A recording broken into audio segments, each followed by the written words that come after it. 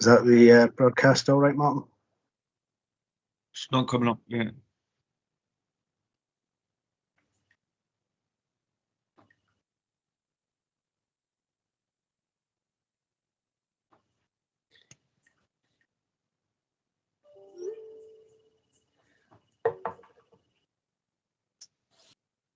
Oh, somebody started it. That's it. That's it. Started now, David. Yep. Okay. Well, welcome to the City Region Deal Joint Committee. David, could you do a roll call, please? Yes, I will do, Chair. Thanks. Just to confirm the joint committee members present. Councillor Martha Benny. Here. Councillor Neil Benny. I'm here if you can hear me. Yep. Yep. Thanks. Graham Duff. Yes, present. Thanks. Councillor Earl. Present. Councillor Farmer. Present. Councillor Forson. Present. Councillor Kane. Present. Eileen Schofield. Present. And Professor Sparks. Good afternoon. Right. That's all members present. Thanks, Chair. All members present. Okay, thank you. There's no declaration. Well, is there any declarations of interest? No. No. Is there any urgent business? There's no urgent business. Previous minutes, 5th of October. Obviously, I wasn't there. I had my apologies that day. So pages 1 to 4. Give you a couple of seconds to look through them. Are we content that's a correct record? Yep.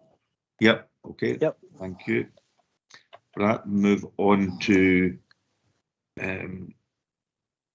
item 5, which is the Joint Committee Rolling Action Log, pages 5 to 6. Any questions, points, clarification? Are we happy to note? Happy to note, Chair. Happy to note.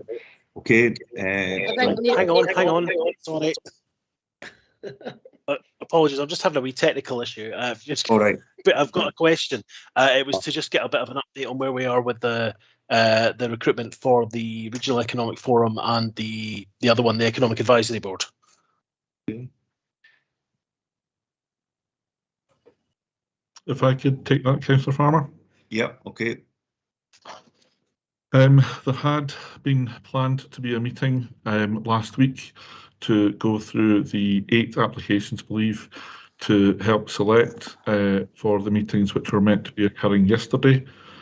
A result of Storm Arwen, we could not actually get all the people together virtually to actually do the shortlist, and therefore it was deemed not appropriate. And also there was a slight challenge around the fact that we hadn't got all of the types of applicants and members we'd wanted. So that meeting has been delayed. But I've got a question. There's a very tight timeline to get this in place, as I think you'll remember from previous discussions, but that's the position as to where we are. Okay, thanks for that, John. Can I just ask, does that have any impact on the other timescales which are indicated in here? I'm thinking specifically with regards to number 32 there and the information thematic board, but then also just in terms of getting the advice back on in terms of some of the other projects which were coming forward. No, I genuinely hope not. I think we need to look at this in the light of the applications we've had, as I say, which didn't cover all the ground we would have expected to. But no, I mean, I'm hoping we will have this resolved in early January, and we can move forward. And what shortages you kind of made reference to? Not covering all the ground, not having the nominations in from as many people as you'd hoped. What's missing? And what's missing is an appropriate representation across both the councils. There was more from Stirling councils, and also the type of applications. Not the type of applications, the criteria of the people who were there. Sorry, I'm clearly confusing. Yeah, I'm trying to kind of think, is the criteria of the people, are you talking about the sort of spread of businesses? I mean, I'm just trying to kind of get a sense of spread of businesses, both geographically and in type is probably a better way. Right, so it's the type as well as the geography, Yes, right? apologies. Okay, Yeah. right. That makes sense. So what is your revised timetable? When can we expect there to be an economic forum and advisory board? We obviously have to convene the meeting. That's the first thing, but I'd be hoping that we would be able to give a positive update at the 1st of February joint committee meeting. I'm not going to guarantee now that everything will be resolved by then, but I do hope we'd have good progress. And also, as I say, the challenge is this consideration of the type and designation of the members, which is possibly the most challenging element of this at the moment. We're not getting the spread. And I don't think we'll get that resolved in a few weeks, is really what I'm saying. Okay, thank you. Right, 5.2, forward plan, pages 7 to 8. Is there any questions, or are we happy to note? Happy to note? Okay. Yep. Now we are on to item 6, which is items for consideration, which is the City Region Deal Capital Fund for Clackmannanshire, pages 9 to 12. John. Yes, well, this is a good news story that this has now come to a conclusion. We're hoping to onboard these projects into the appropriate areas within the deal. Clearly, at that point, they fall within the normal deal governance.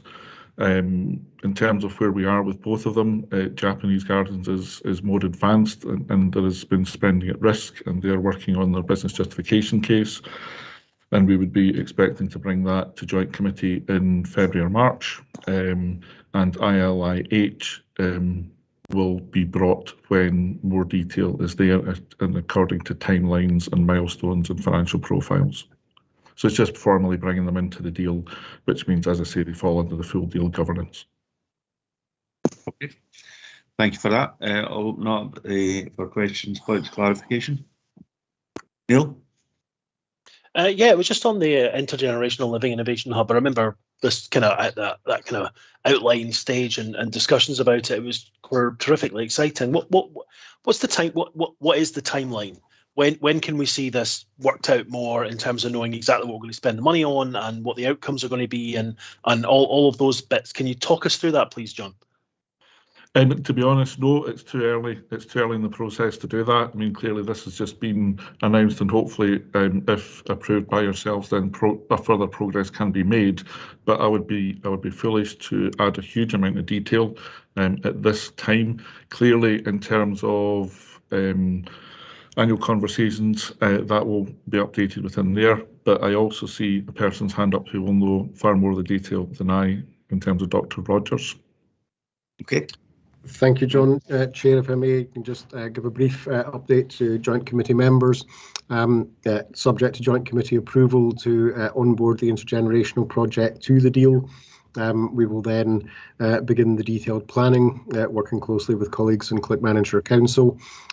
We are, as joint committee knows, considering a joint development of this project alongside the second phase of Scotland's International Environment Centre, and we're obviously working very closely to ensure that the investment in the intergenerational hub is fully supportive of and enabling of the Clackmannanshire Council be the future transformation programme. So we will, after today's meeting, commence the planning and development work. Obviously, the original proposal, as submitted, was pre-COVID, so in common with other projects, we'll be reflecting on the impact of COVID on project delivery, but very much looking forward to getting going with the detailed planning work. And of course, we've been doing a significant amount of background thinking, working with colleagues in Clackmannanshire. Okay, thank you for that, John. Can I just follow up on that? John, you mentioned there that you were hoping to develop it around about the same sort of time as the Environmental Innovation Centre Phase 2, and I know that you told us kind of roughly. I'm not asking for a detailed timeline and dates, but does that put it into the second half of the deal, or does it put it into the middle of the deal? Just to kind of get an idea of when we're likely, just roughly when we would like to see delivery on this. We're doing the preliminary scoping and site evaluation work starting now on the second phase of Scotland's International Environment Centre.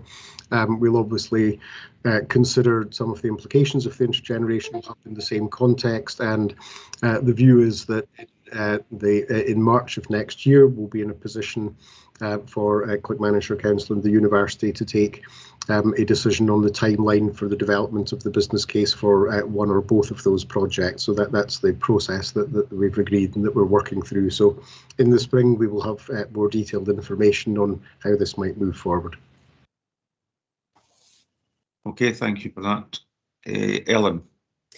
Yeah, just coming in on this one. The financial profile that was agreed by the committee a while ago, you know, had the Clackmannanshire Fund, which is what this kind of project comes under, I suppose, coming really into force, I suppose, towards the middle and the end of the deal.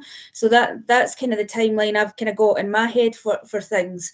But obviously things change around, and as projects shift and priorities change, there is the kind of opportunity for that to move. But I'm certainly, in my head, I'm thinking, you know, mid to kind of the second half of the deal.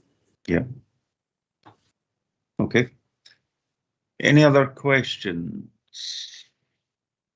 Are we happy to agree the recommendations, which is to have the inclusion of the intergenerational and innovation hub under the innovation theme of the deal, agree the inclusion of the Japanese gardens under the culture, heritage and tourism theme of the deal, and to note that we will now report on the specific approved projects going forward rather than the fund itself. Are we agreed?